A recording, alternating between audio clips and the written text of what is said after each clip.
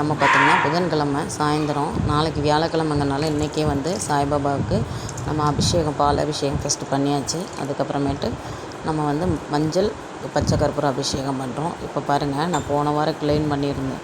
இந்த வாரம் பார்த்திங்கன்னா அந்த இடத்த பாருங்கள் எப்படி இருக்குது. விளக்கு வந்து கொஞ்சம் இதாகவே இருக்குது, ரொம்ப தூசியாக இருக்குது. இப்போ அதை வந்து நான் எப்படி சுத்தம் பண்ணுறேன்னு மட்டும் பாருங்கள். நான் எண்ணெய் வச்சு சுத்தம் பண்ணுறேன்னு.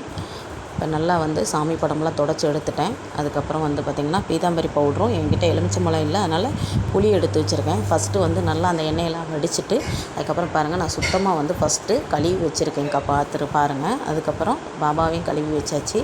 அதுக்கப்புறம் பீதாம்பரி பவுடரும் நம்ம புளியும் நல்லா போட்டு விளக்கி நல்லா சுத்தம் பண்ணி நல்ல தண்ணி தனியாக ஒரு பாத்திரத்தில் எடுத்து வச்சுருக்கேன். பாருங்கள், பாத்திரத்தில் ஒரு அரை மணி நேரமாவது இந்த விளக்கு வந்து நம்ம விளக்குனதுக்கப்புறம் கொஞ்சம் நேரம், அரை மணி நேரம் நல்ல தண்ணியில் ஊறுச்சுன்னா நல்லா இருக்கும். அதுங்க எடுத்து அதுக்கப்புறம் துடைச்சிட்டு அதுக்கப்புறம் சந்தன குங்குமம் வச்சிங்கன்னா ரொம்ப சூப்பராக இருக்கும்.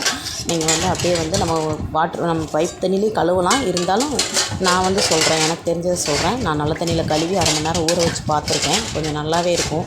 ரொம்ப இன்னும் கொஞ்சம் மஞ்சளாக நல்லா சுத்தமாக பளபளன்னு இருக்கும். இப்போ நம்ம பாபாவுக்கு வந்து பால் அபிஷேகம், மஞ்சள் அபிஷேகம் பண்ணுறோம். அதுக்கப்புறம் பார்த்திங்கன்னா மஞ்சள் அபிஷேகத்தில் பார்த்திங்கன்னா நான் வந்து ஒரு 1.5 ஸ்பூன் மஞ்சளும் கொஞ்சமாக, அதுக்கப்புறம் பார்த்திங்கன்னா 2 துண்டு பச்சை கற்பூரமும் அப்படியே போட்ட உடனே அப்படியே அதுவே கரைஞ்சிரும். அதுக்கப்புறம் சின்ன பாபாவை பார்த்திங்கன்னா அவர் பாதத்துக்கடியில் வச்சு அப்படியே வந்துட்டு நான் வந்து அபிஷேகம் பண்ணிடுவேன். ஏன் அப்படின்னு கேட்டிங்கன்னா, நம்மளால் முடிஞ்சளவு ரொம்ப நம்ம ஏதோ ஒன்று என்னால் முடிஞ்சளவு நான் செய்வேன். ரொம்ப சந்தோஷமாக இருக்கும். இன்றைக்கி அவருக்கு சுத்தம் பண்ணிவிட்டு அதுக்கப்புறம் பார்த்திங்கன்னா ஒரு டம்ளர் தண்ணி, நிறைய தண்ணி வச்சாச்சு. நாளைக்கு காலையில் தான் அவரை எல்லாமே அலங்காரம் பண்ணி விளக்கேற்றுவேன்.